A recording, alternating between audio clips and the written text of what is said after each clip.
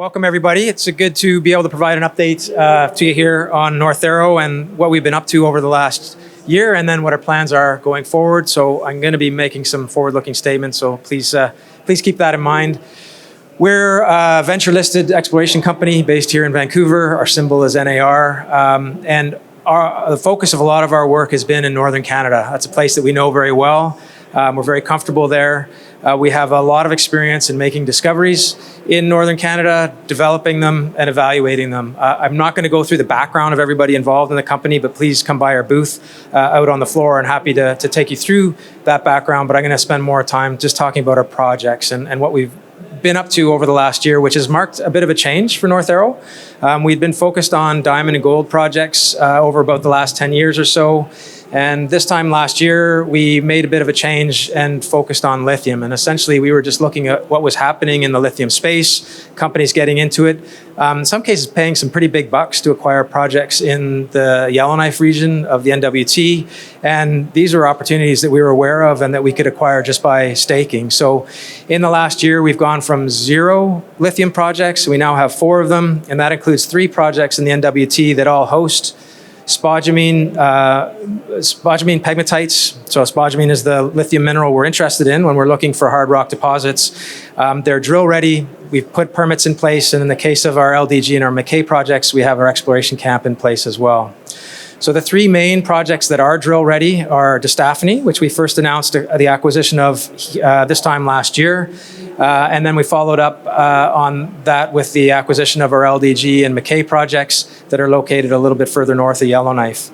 DeStaffney was the first that we acquired. It's in a region known as the Yellowknife Pegmatite Province.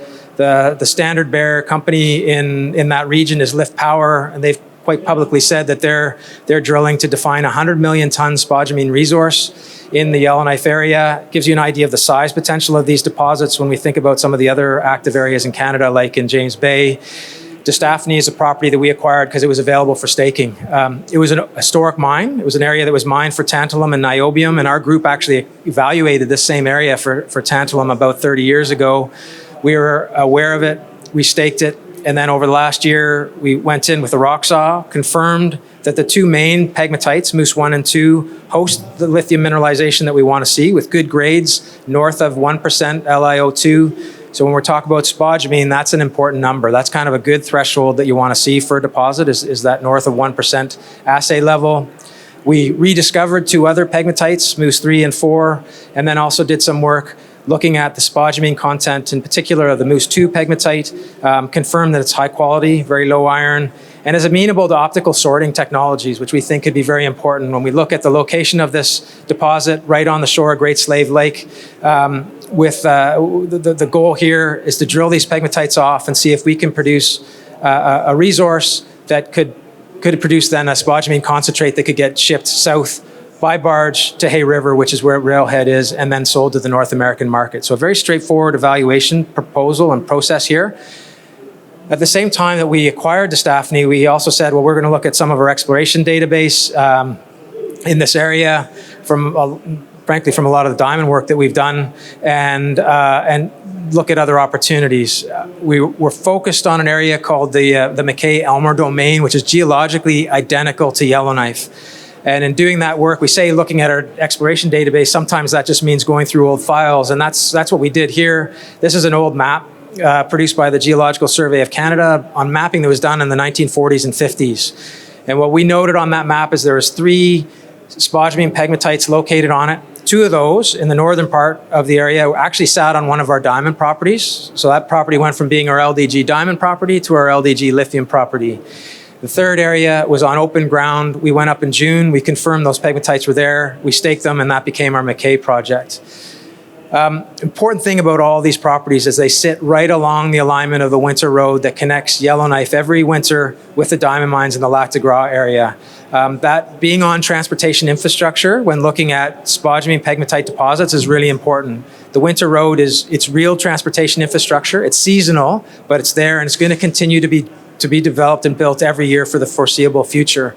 And the 2 main showings on LDG in particular, you can see the winter road. It was within about 1 kilometer of the historic alignment of that road, and the outcrops at the northern end of this belt standing on a spodumene pegmatite, you can see the wind farm at the Diavik mine on the horizon in the north and the ore pile. So we're near mining infrastructure, which is really important.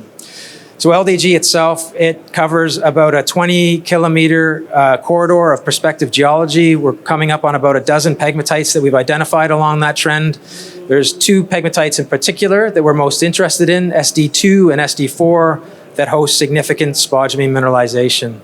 This is just an image that shows SD2. It is a series of pegmatites that host spodumene, very similar to what we see in the Yellowknife district. One thing that's different, though, is very low profile outcrops, coarse grain spodumene mineralization, so that is similar, but a lot of overburden. So we don't see these pegmatites really well at surface. It's a very flat terrain, and there's plenty of opportunity for these pegmatites to extend along strike beneath that overburden with additional drilling. So this is a still of the main outcrop at SD2, looking to the northwest with the SD4 pegmatite on the horizon, which is the other main spodumene pegmatite drill target that we have. The area in between is very much covered in overburden. And again, plenty of opportunity for additional discovery. Up at SD4 is a series of again, low profile outcrops of the spodumene pegmatites, very coarse spodumene crystals. At our booth, we have a really cool example of spodumene mineralization from this outcrop. But just plenty of opportunity for these pegmatites to extend beneath overburden and have the same sort of size potential, as I said, as we're seeing in the Yellowknife district.